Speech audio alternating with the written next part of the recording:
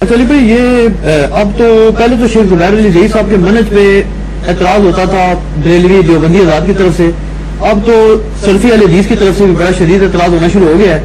اب نہیں، میں نے تو بہت پہلے پیشن گوئی کر دی تھی کہ شیخ زبیر صاحب نے چونکہ اہل حدیث کی غلطیاں پوائنٹ آؤٹ کی ہیں، ان کو نہیں چھوڑیں گے. نہیں، وہ ایک علمی اختلاف کر رہے ہیں. وہ کہتے ہیں جی یہ ہاکی کے میچ میں یا اس کے فٹ بال کے میچ میں تو ہوتا ہے کہ یار جس ٹیم نے گول زیادہ کر دیا تو وہ ٹیم جیت گئی.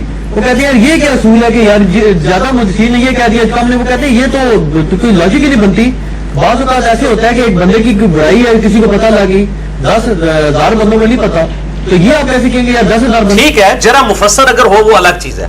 باقی جو جرا و تعدیل کی جو ایکویشن شیخ زبیر صاحب کا موقف ہے، یہی شیخ غلام مصطفیٰ زہید صاحب کا بھی موقف ہے. اور یہ سوال میں نے شیخ زبیر صاحب سے ڈائریکٹ کیا ہوا تھا. میں عصر کی نماز کا وضو کر رہا تھا، مجھے صحیح طرح یاد ہے، اور شیخ زبیر صاحب سامنے والی ٹوٹی پہ بیٹھ کے اپنے گھر کی جو ایڈجسٹنٹ مسجد ہے اس میں وضو کر رہے تھے. مجھے وہ نقشہ بھی یاد ہے. تو مجھے خود ہی کہنے لگے، شیخ صاحب کہتے ہیں آج مجھے محدثین پہ بڑا غصہ آیا ہوا ہے علی بھائی. میں نے کہا کیا ہوا؟ کہتے ہیں یہ زابی کو دیکھو نا، خود اصول بھی بناتا ہے اور پھر اس اصول کو خود توڑ بھی دیتا ہے. یعنی اسی اصول پہ وہ اس حدیث کی تصحیح کرتا ہے، جبکہ دوسری جگہ اس نے لکھا ہے کہ یہ والی جو اس مدلس کی روایت آن والی نہیں مانی جائے گی، اور پھر اس کی توثیق بھی کر دیتا ہے. تو کہتا ہے یہ خود اصولوں کے پر قائم نہیں رہتے. تو میں نے موقع غنیمت جان کے میں نے کہا آج ذرا موڈ میں ہے، میں نے کہا شیخ صاحب یہ آپ نے بھی جو یہ ہاکی میچ کھیلنے والا جو معاملہ کیا ہوا ہے کہ جی زیادہ محدثین اگر توثیق کر دیں تو وہ راوی صحیح ہے، کم کر دیں تو آپ اس کی جرح کو نہیں مانتے، تو یہ اصول آپ نے کہاں سے نکالا ہے؟ تو انہوں نے کہا یہ اصول میں نے بخاری اور مسلم سے نکالا ہے. میں نے کہا اس میں تو کہیں نہیں لکھا ہوا. ویسے جنرلی جملے تو ہوتے ہیں کہ امام مسلم بھی مقدمے میں لکھتے ہیں کہ جمہور اہل حدیث کے نزدیک، اہل حدیث سے مراد یعنی مکتبہ اہل حدیث نہیں، یعنی اہل حدیث یعنی حدیث روایت کرنے والے محدثین، ان کے نزدیک یہ راوی اس طرح ہے. تو مجھے کہنے لگے کہ یہ میرا چیلنج ہے کہ اگر جمہور کی توثیق نہ مانی جائے تو بخاری مسلم میں سینکڑوں حدیثیں ضعیف ثابت کر دوں گا. ان میں ایسے ایسے راوی موجود ہیں جن کے اوپر سخت جرح موجود ہے. ہم ان کو جمہور کی توثیق کی وجہ سے لے رہے ہیں، ورنہ اگر جرح کو دیکھا جائے تو رتی برابر ان کی حیثیت نہیں کہ ان کی حدیث لی جائے. یہ شیخ زبیر صاحب کے الفاظ تھے. یہ انصاف ہے آپ کی نظر میں؟ کیا جی؟ بالکل انصاف ہے، بالکل انصاف ہے. کہ بخاری مسلم کے لیے اصول ہی بدل لو؟ نہیں، بخاری مسلم کے لیے میرے بھائی اگر ہم یہ اس طرح کے معاملات دیکھیں، پھر میں ادھر ہی آ جاؤں گا آپ کے مامو جی کی طرف کہ حضرت معاویہ رضی اللہ تعالیٰ عنہ کا جو کریکٹر بخاری اور مسلم میں آیا ہے، آپ کا دل مانتا ہے کہ ان کی حدیثیں لی جائے؟ کہ جنہوں نے دین کے اندر اتنی اتنی چیزیں بگاڑ کی، صدقہ فطر بدل دیا، عید کا خطبہ پہلے شروع کروا دیا، سیدنا علی پر لعنت ممبروں پر شروع کروائی، اور اس قسم کی کئی چیزیں ہیں. حضرت عمر کی توہین کی، صحیح بخاری سے 41 نمبر حدیث. یہ تو ایک پورا ٹاپک ہے، یہ ایٹم بم پڑھ لیجئے گا بعد میں بار بار پڑھا اگر اللہ کے بندے میں ایڈی وڈی جناب امت تے احسان کیتا ہے، اللہ نے میرے کو یہ کام لیا ہے، کوڑ کوڑ کے میں نے یہ کام کیا، تو پھر تو ان کی حدیثیں میں نہیں لی جائیں گی. اب تو یہ ناسبی بھی مان گیا کہ حضرت معاویہ نہیں کرتے تھے، مغیرہ ابن شعبہ لعنت کروایا کرتے تھے اور وہ خطبہ کو کھڑا کیا کرتے تھے. چلو پھر مغیرہ کی حدیثیں نہ لو. آج کا تو کوئی سنی جو ہے حضرت علی پہ لعنت کا سوچ بھی نہیں سکتا. ایون کوئی سنیوں کے اندر ایسا بندہ جو حضرت علی کی فضیلت کا قائل ہو، وہ بھی ابو بکر، عمر اور حضرت معاویہ پہ بھی لعنت کرنے کا قائل نہیں ہے رضی اللہ عنہم اجمعین وعلیہم السلام. تو اس لحاظ سے تو آج کے دور بہت بہتر ہے لوگ، کم از کم ان میں وہ خرابی تو موجود نہیں ہے. اس عیب کے اعتبار سے تو آج کے لوگ بہتر ہے کہ وہ کانوں کو ہاتھ لگاتے ہیں. تو میرے بھائی اس طرح کریں گے نا تو یہ جمہور کی توثیق ماننی پڑے گی، اس کے بغیر چارہ نہیں ہے. ورنہ تو آپ اگر انڈیویجول کے اوپر آئے تو کس کے اوپر جرا نہیں؟ امام بخاری خود فارغ ہو جائیں گے. امام بخاری کو ان کے استاد امام زہلی نے اپنی مجلس سے خلق قرآن والے مسئلے پہ نکال دیا تھا، اور نجائز نکالا تھا. لیکن امام بخاری کی للہیت ہے کہ انہوں نے امام زہلی سے اسی امام زہلی سے حدیثیں اپنی کتاب میں لی، اور امام مسلم نے نہ بخاری سے لی نہ زہلی سے. وہ کہتے ہیں دونوں میرے استاد ہیں، میں انصاف کروں گا کہ میں دونوں سے حدیثیں نہیں لیتا. لیکن پوری زندگی وہ امام بخاری کے ساتھ رہے. امام زہلی جو ہے وہ خلق قرآن کے مسئلے میں احمد بن حنبل کے شاگرد تھے، وہ غلوف کرتے تھے. وہ کہتے ہیں میرے استاد نے اتنی مارے کھائی ہیں، وہ اتنا غلوف کرتے تھے. وہ کہتے تھے یہ کاتب بھی جو لکھتا ہے یہ بھی غیر مخلوق ہے، جبکہ امام بخاری کہتے تھے یہ روشنائی ہے، یہ کاتب کی تخلیق ہے. جو اس نے لکھا وہ غیر مخلوق ہے، لیکن جو لکھا جا چکا وہ مخلوق ہے، وہ اس کی ہاتھ سے لکھا گیا. یہ اختلاف تھا. یہ بالکل آج پوری دنیا کے مسلمانوں کا یہ عقیدہ ہے کہ امام بخاری کا موقف ٹھیک تھا، لیکن زہلی نے تو ان کو نکال دیا. اب زہلی کی جرح لے کے میں پوری بخاری فارغ کر دوں، وہ ہو سکتا ہے؟ انسان تھے یار، آپس میں ایک دوسرے سے اناد کر سکتے تھے کسی مسئلے کے اوپر. اس سے یہ نہیں ہو جائے گا کہ وہ صدوق اور سکہ نہیں رہے گا. ٹھیک ہے، تو یہ جمہور کی توثیق. ورنہ میں آپ کو راوی بتا دیتا ہوں، خالد ابن مخلد، یہ بخاری کا راوی ہے. یہ وہی ہے جس سے وہ حدیث ہے मैं हाथ बन जाता हूं, मैं पांव बन जाता हूं, जो सूफी अपनी तरफ ले जाते हैं। और बाद सल्फियों ने ना इस हदीस चूंकि उनको हजम नहीं हुई, हालांकि मैंने इसकी इंटरप्रिटेशन की है, सूफी भी गलत इंटरप्रिटेशन करते हैं, लजीज बेचारे परेशान होके नहीं नहीं ये इसमें तो खालिद इब्न मुखलिद है, ये रवायत ही सही नहीं है, ये दाऊद राज साहब ने भी नकल किया है, ठीक है। और दोनों बातें लिखी कि जी वो रवायत सही नहीं, कभी तावील करते हैं कभी कहते हैं। खालिद इब्न मुखलिद, इसके बारे में शेख जुबैर साहब कहते थे कि इसके बारे में तो मुहद्दिसीन कहते हैं एक रत्ती भी इसके हक के अंदर कोई बात नहीं मिलती, सवाए इसके कि जमहूर ने इसे सदूक कहा है। एक सिका रावी होता है, सिका यह है कि पक्का, जिसको कहते हैं ना ऑथेंटिक। सदूक ये निचला दर्जे का, सदूक का मतलब है कि सच्चा है टिल्लाई मुसलमान है लेकिन है सच्चा, हदीस के मामले झूठ नहीं मारता। उस तरह सिक्का नहीं है कि A1 ग्रेड का हो, लेकिन सदूक है, सच्चा है। तो सदूक तो बुखारी मुस्लिम में शिया रावी भी मौजूद है। इवन शिया मस्जिदों के इमाम 111 के करीब रावी है सही बुखारी के जो शिया हैं, जिनसे हदीसें इमाम बुखारी ने ली है, नासबियों से भी ली हुई है। मरवान बिन हकम से बड़ा कौन नासबी है, उससे हदीसें ली हुई है। तो वो तो मतलब हदीस में सदूक है। चले वो तो सवाल आगे आ जाएगा मरवान वाले, उसको तो लोगों ने आजकल इमाम बना लिया। चलो तो उसमें मजीद ये पूछना था कि जैसे आपने फरमाया ना कि यानी हजरत अमीर माविया वाला मसला या और कोई, तो आसपास ना टूर पड़ा और मुफ्ती मोहम्मद फारूक अलवी साहब तो कहते हैं कि जिन लोगों से कबीरा गुनाह सरजद हो गए हैं तो आप उनकी तहकीक करें, क्या उनसे रवायत लेने में अंधाधुंध रवायत ना लें। कबीरा गुनाह तो किसी से भी सरजद हो सकता है, ये तो खवारिज का मौक़िफ़ है कि कबीरा जो है वो अब सदूक नहीं रहा। हदीस रवायत हदीस में उससे झूठ साबित कर, मैंने देखे शादी पहले भी आपको मेरा जो 5 घंटे का जी इनसे सवाल जवाब नशिस्त रिकॉर्ड हुई है 157A और 157B मसला सुन्नी शिया कॉन्फ्लिक्ट पे, उसमें मैंने बताया था कि बाज गुनाह ऐसे होते हैं जो इंसान करने का सोच नहीं सकता। मिसाल के तौर पे पाकिस्तान में आपको करोड़ों लोग ऐसे मिलेंगे जो नमाज नहीं पढ़ते, लेकिन आप उनको 1 करोड़ रुपया देना और खंजीर का गोश्त सामने रखे होंगे, कहेंगे नहीं यार ये हमने नहीं खाना। एक तरफ नमाज नहीं पढ़ते, खंजीर नहीं खाएंगे। हजारों शराबी ऐसे मिलेंगे, शराब पिएंगे लेकिन खंजीर नहीं खाएंगे। हजारों नमाजी ऐसे मिलेंगे जो हरामखोरी कर रहे हैं, मिलावट कर रहे हैं, कारोबार में बेईमानी कर रहे हैं, लेकिन उनको कि शराब पियो, कहते हैं अस्तगफिरुल्लाह शराब नहीं पीनी। इसी तरह का एक बहुत बड़ा गुनाह है, बुखारी और मुस्लिम की मुत्तफक़ुन हदीस है और मुस्लिम की पहली हदीस ही मौला अली रज़ी अल्लाह तआला अन्हु, मुगीरा इब्न शोबा से, इब्न अब्बास से, अबू हुरैरा से, जाबिर बिन अब्दुल्लाह से, अनस इब्न मालिक से रज़ियल्लाहु अन्हुम अजमईन व अलैहिमुस्सलाम, कि जिसने मेरी तरफ झूठी हदीस मंसूब की अपना मुकाम दोज़ख में देख ले। सहाबा इकराम से बड़े बड़े जुर्म हुए, लेकिन उनको यह पता था कि हमें हुजूर सल्लल्लाहु अलैहि वसल्लम की शफाअत तो काम आ जाएगी, लेकिन अगर हमने झूठ मंसूब किया तो हमारी फैंटी लग जाती है। इसलिए इन लोगों से चाहे कितने बड़े बड़े भी गलत काम हुए, गुनाह कबीरा भी हुए, ज़िना तक भी हुए, लेकिन नबी अलैहिस्सलाम के ऊपर झूठ नहीं किसी सहाबी से साबित हुआ। हम कहते हैं कि हजरत मुगीरा, हजरत अमर बिन आस, हजरत मुआविया, हजरत बुसर और इस तरीके से बाकी असहाब रज़ियल्लाहु अन्हुम अजमईन, इनसे दिखाएं कि इन्होंने कोई झूठी हदीस घड़ी हुई हो।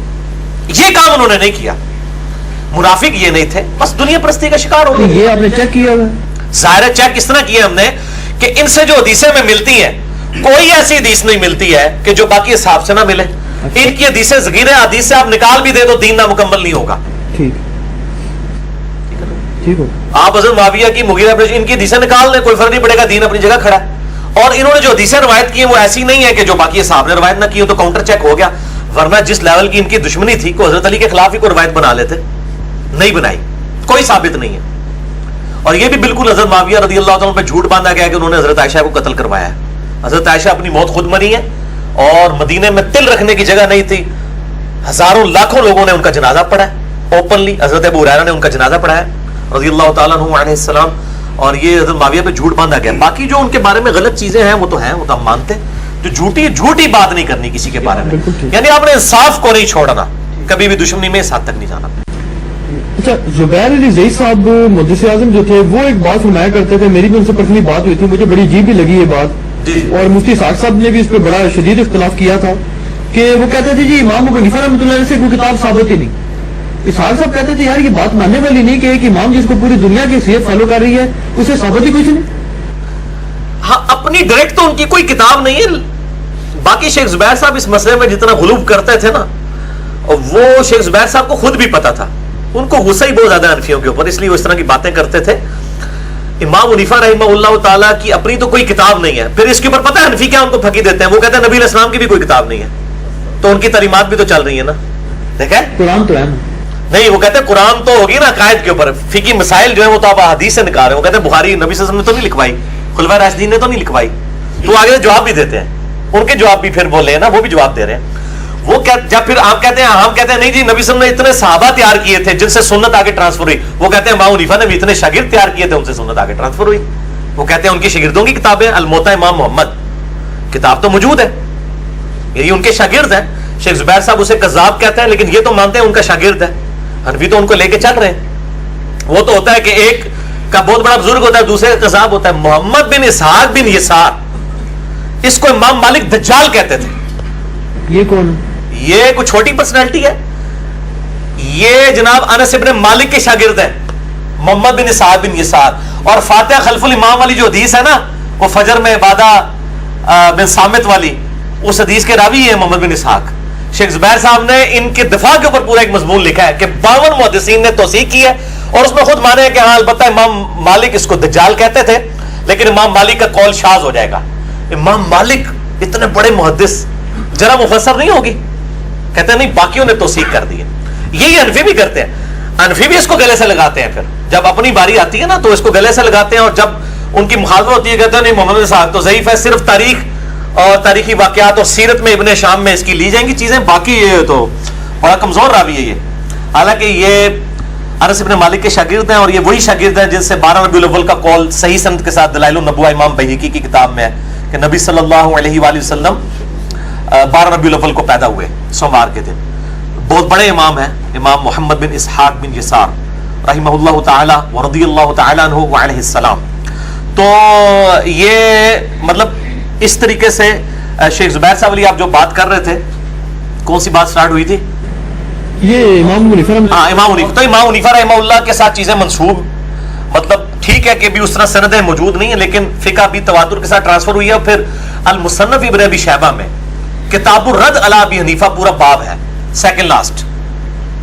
اب امام ابن ابی شیبہ امام بخاری مسلم کے استاد ہیں, 235 ہجری میں فوت ہوئے ہیں. ان کے زمانے تک امام حنیفہ کی فقہ اسٹیبلش ہو چکی ہوئی تھی, تبھی وہ لکھ رہے ہیں نا کتاب الرد علی ابی حنیفہ. اگر شیخ زبیر صاحب علی بات مانا جاتا ہے کہ ابو حنیفہ سے کوئی کتاب ہی نہیں ہے, تو پھر کتاب الرد علی ابی حنیفہ لکھنے کی ضرورت ہی نہیں تھی. ان کی طرف منسوب فتاوا تو آ رہے تھے, نسل در نسل ٹرانسفر ہوئے تھے, اور ظاہر ہے پریکٹیکلی وہ چیزیں چل رہی ہیں اس طریقے سے. ہاں باقی شیخ زبیر صاحب کی بات پارشلی درست ہے کہ کئی چیزیں ان کی طرف پھر غلط بھی منسوب ہو گئی ہوئی ہیں. جب اسناد کی بات ہوگی پھر وہ سندیں پھر یہ پیش بھی کریں نا.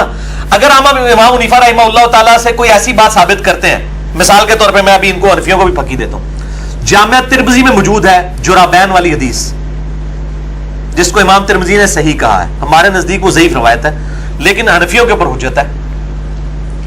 امام ترمذی نے اسے صحیح کہا. جرابین کے اوپر بھی نبی صلی اللہ علیہ وآلہ وسلم مسح کیا کرتے تھے, لیکن جراب موٹی ہونی چاہیے. موٹی سے مراد ہے اتنی باریک نہ ہو کہ آپ اس کے اوپر گیلا ہاتھ رکھیں تو اندر تری چلی جائے یا اس میں سے کھال نظر آئے. عام ہماری جرابیں جو سردیوں کی موٹی ہوتی ہیں, اس کے اوپر مسح ہو جاتا ہے.